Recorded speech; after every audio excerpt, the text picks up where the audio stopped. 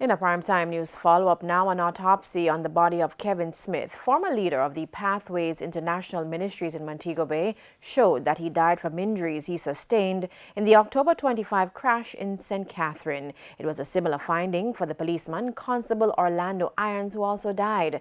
The autopsies were done at Archer's Funeral Home in St. Catherine today. Kirk Wright has the details.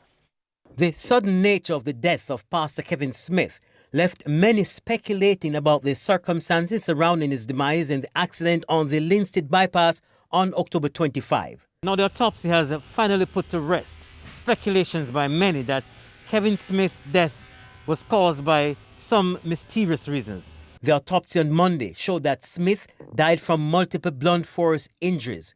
Simply put, those are injuries he got from his body banging about on parts of the vehicle during the crash. We were not told where on his body he sustained the injuries, only that his injuries were consistent with that of a motor vehicle crash. Indicom, along with an independent observer hired by Smith's family, attended the autopsy.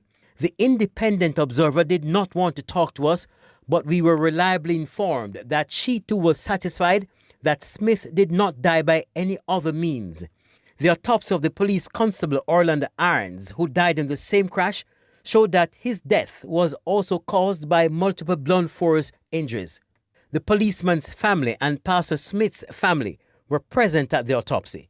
For the entire 45 minutes that the autopsies lasted, Smith's family tried their best to stay away from the media. The two males who were present wore ski masks and the female wore a mask and a scarf. There was a small police presence in anticipation of a possible crowd that many thought would have flocked the funeral home. There was never a crowd at the Archer's Funeral Home in Spanish Town. Only family members of the deceased, the police, and others related to the proceedings were present. Kirk Wright, TVJ News.